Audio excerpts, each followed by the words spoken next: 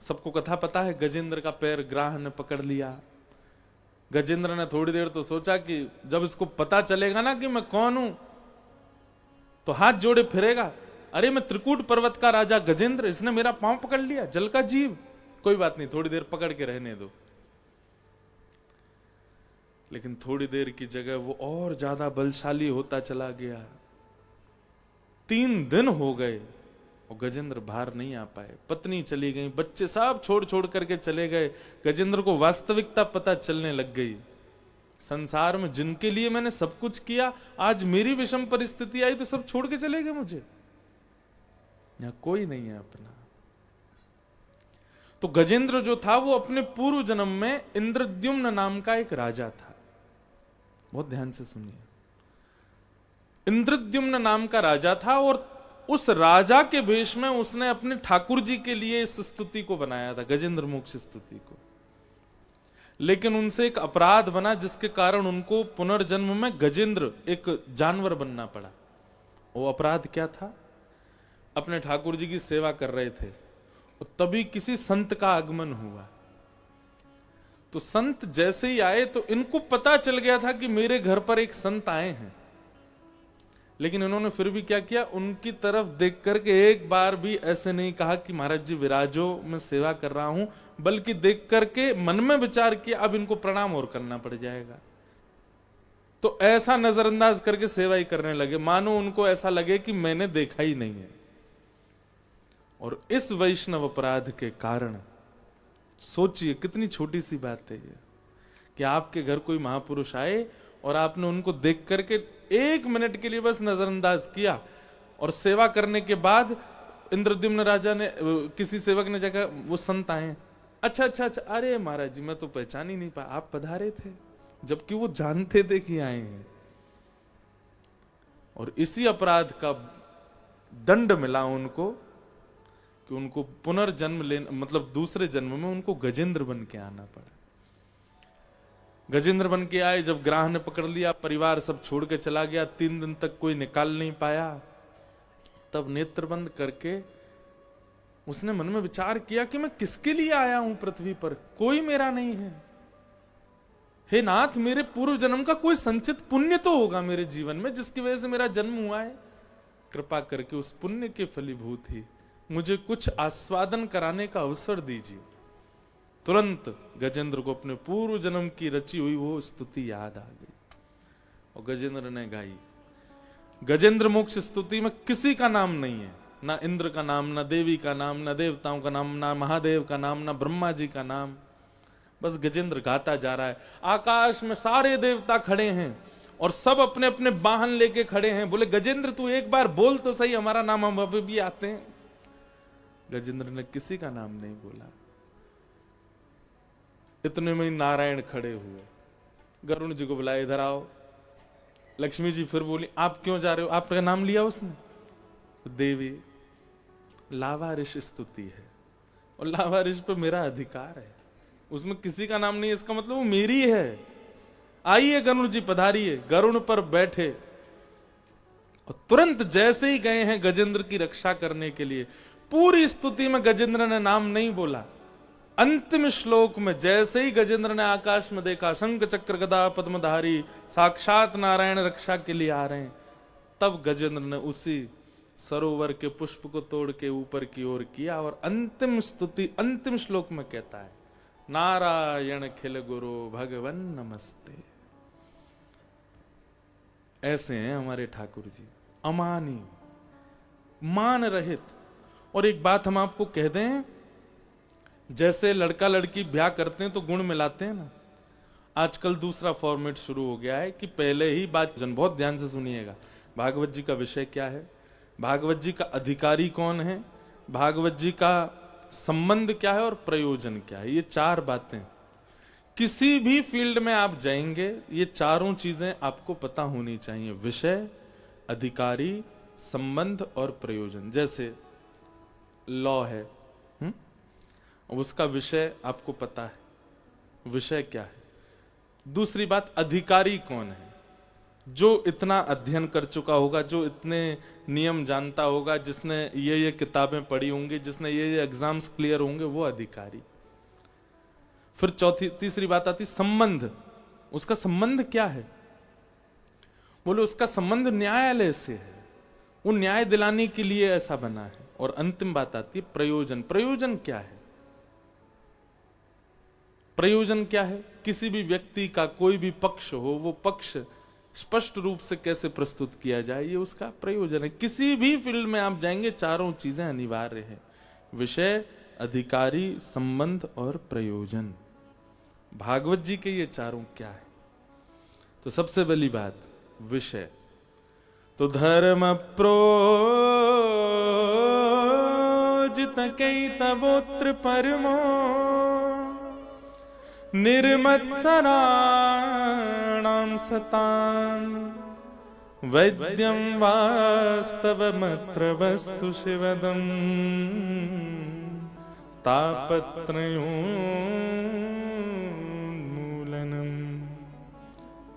श्रीमद्भागवते महामुनिकृते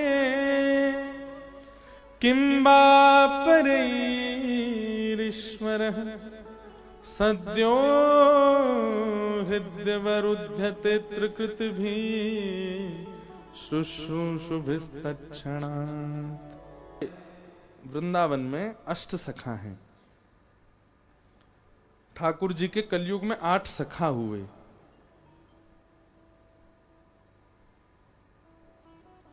अब जिन लोगों ने हमारी कथा पहले सुनी उनको तो अष्ट सखाओं के बारे में पता होगा, और जो पहली बार सुन रहे हैं उनको नहीं पता होगा। जब श्रीनाथ जी, गोवर्धन नाथ एक दिन आएंगे, हमारी इंदु जी कल कह रही थी महाराज जी लाल जी कथा में आएंगे। मैंने कि चलो लेके आएंगे, यहाँ भी एक दिन 5वें दिन आएंगे ठाकुर जी। तो श्रीनाथ जी हैं, ऐसी भुजा, ये नीचे नेत्र हैं, ये हाथ कटी पर है। तो आप जब गोवर्धन में विराजते थे तो श्रीनाथ जी के 8 सखा थे। इसी कलिकाल में 500 वर्ष पहले ठाकुर जी बाकी लोगों को तो मंदिर में स्थिर दिखाई देते थे, पर इन 8 सखाओं को ठाकुर जी चलते फिरते कूदते आनंद करते सब लीलाएं करते हुए दिखाई देते थे। उनमें से एक हैं जो सब प्रसिद्ध हैं, बहुत लोग जानते हैं, श्री सूरदास। तो सूरदास, कुम्भनदास, परमानंद दास, नंददास, गोविंद स्वामी, छीत स्वामी, चतुर्भुज दास, और कौन रह गए? एक और रह गए कोई, नंददास। नहीं, नंददास भी हो गए। अब यही हैं अष्ट सखा। तो एक बार की बात है कि सूरदास जी से नंददास जी को थोड़ी सी प्रतिस्पर्धा हो गई। सूरदास जी के प्रति उनका भाव आया कि भाई नंददास जी के प्रति सूरदास जी के मन में, और ये प्रतिस्पर्धा नहीं हुई थी, केवल ठाकुर जी की लीला को प्रकट करने के लिए एक छोटी सी लीला हुई कि सूरदास जी बोले, हे नंददास, तुम जितने भी पद गाते हो ना, ये सब हमारी छाप के ही हैं। मतलब हम पहले लिख चुके हैं ऐसे पद, उन्हीं को सुन के तुम 2-4 शब्द इधर उधर करके अपने बना देते हो। तो नंददास जी बोले, प्रभु आप हमसे बहुत सीनियर हैं, हमसे बड़े हैं, आप ऐसा तो भाव मत कहिए, हमको जो लीला दिखती है हम वैसे पद गाते हैं। तो सूरदास जी ने उनको चैलेंज किया कि तुम कोई ऐसा पद लिख करके दिखाओ जिस पद पर हम कुछ ना टीका टिप्पणी कर सकें, तो हम मानेंगे कि तुम हमसे भी श्रेष्ठ कवि हो। तो नंददास जी बोले, देखिए हमें आपसे श्रेष्ठ कवि बनने की कोई इच्छा नहीं है, हम आपसे श्रेष्ठ बनना नहीं चाहते हैं, पर हां ठाकुर जी की भक्ति की बात है तो हम इस कंपटीशन में भाग तो लेंगे। हमें जीतना नहीं है आपसे, लेकिन हाँ लिखूंगा कुछ, क्योंकि आपके मन में जो ये भाव है कि हम कहीं आपकी नकल करते हैं, आपकी छाप लेके गा देते हैं, उस पर थोड़ा सा भाव तो लिखूंगा। तो अब ये कह तो आए, और जैसे लौट करके अपने घर आए तो बड़े परेशान हो गए। ठाकुर जी से कहने लगे, ठाकुर जी मैं कह तो आया हूं, लेकिन सूरदास जी से अच्छा तो कोई लिख ही नहीं सकता। और भाई सूरदास जी ने 1.25 लाख पद लिखे। कितने पद? 1.25 लाख। कोई कहीं से भी कुछ भी गावे, वो कहीं ना कहीं सूरदास जी से मिल ही जाएगा। इतने पद लिख रखे उन्होंने।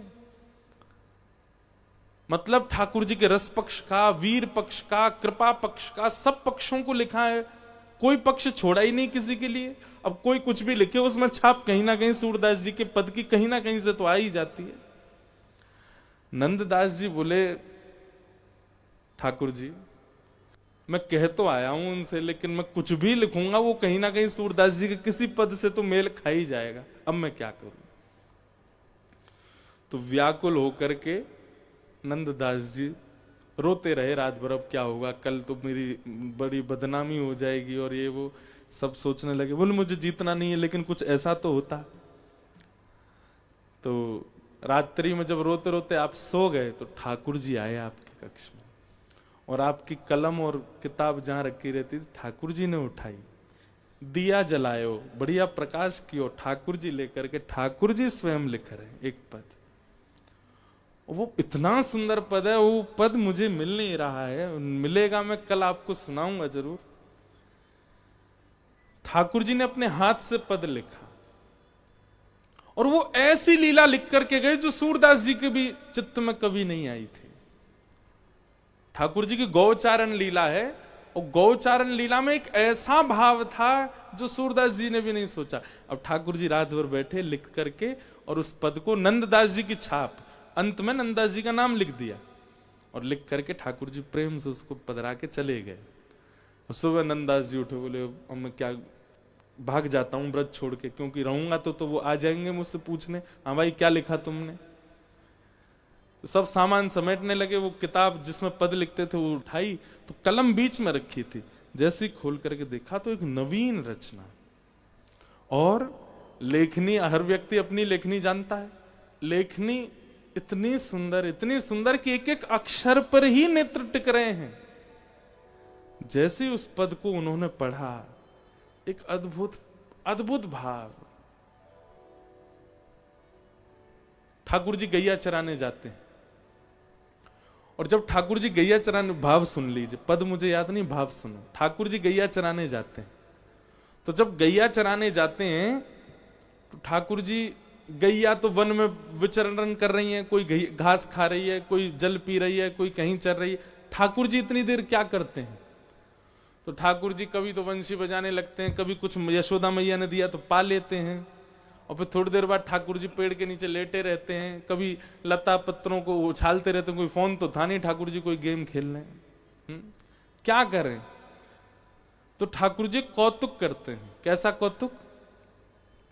थोड़ी घास निकाल करके अपने कानों के ऊपर डाल लेते हैं, अपने सुंदर सिर पर जो पाग है उसमें अलग अलग पत्ते पिरो लेते हैं, अपने हाथों में बेल होती है ना, जो बेल जो ऐसे चढ़ जाती है वृक्षों पर, उन बेलों को तोड़ करके अपने हाथों पर बांध लेते हैं, उन्हीं को अपने कमर पर बांध लेते हैं। सुंदर सिर से लेकर के पैर तक सारे आभूषण उतार करके, घास पत्ते बेल, इन्हीं से ठाकुर जी अपना वनमाली श्रृंगार करते हैं। और उस श्रृंगार को करने के बाद ठाकुर जी, एक श्रृंगी है ठाकुर जी की, जिसका नाद सुनते ही गैयाएं पूंछ उठा करके दौड़ती हैं ठाकुर जी के पास कि चलो गैयाओं, नंद भवन वापस जावे को समय है गयो। तो आज ठाकुर जी ने दोपहर में ही वो श्रृंगी बजा दी, तो गैया सब पूंछ उठा उठा करके दौड़ी। बोले कि अभी तो समय भयो नहीं, ये लाला श्रृंगी क्यों बजा रहे हैं?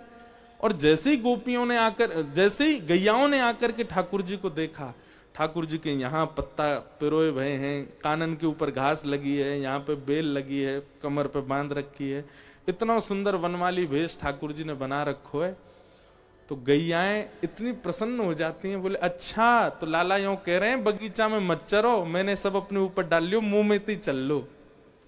और सब गोपी दौड़कर, सब गैया दौड़ करके आई, कोई ठाकुर जी के कान के ऊपर चाट रही है। अब जैसी गैया चाटती है ठाकुर जी गुलगुली होती है, फिर ठाकुर जी इधर भागते हैं, फिर कोई गैया आगे से घेर लेती है, ठाकुर जी के इधर चाटती है।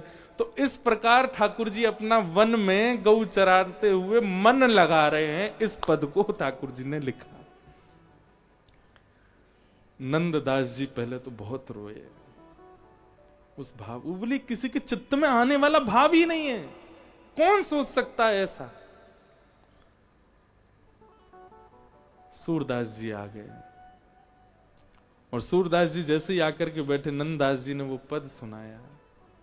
सूरदास जी कहते हैं, मैं अपनी कलम तोड़ दूंगा और अपने 1.25 लाख पदों को यमुना जी में प्रवाहित कर दूंगा। ये पद तुमने नहीं लिखा है, ये तुम्हारे चिंतन है ही नहीं। तो बोले आप बताओ किसने लिखा है? बोले ये किसी व्यक्ति की रचना नहीं है, ये स्वयं श्याम सुंदर ने लिखा है, स्वयं ठाकुर जी लिख करके गए। सूरदास जी ने नंददास जी को हृदय से लगा लिया। बोले आप मुझे हृदय से क्यों लगा रहे हैं? मैंने तो लिखा नहीं। बोले तुमने नहीं लिखा, लेकिन तुम्हारी लाज बचाने के लिए ठाकुर जी लिख करके गए हैं। तो इसका मतलब है ठाकुर जी मुझे प्रमाण देना चाहते हैं कि भाई तुम नंददास से प्रतिस्पर्धा मत करो। ठाकुर जी को क्या गरज पड़ी, क्यों लिखने आएंगे ठाकुर जी स्वयं?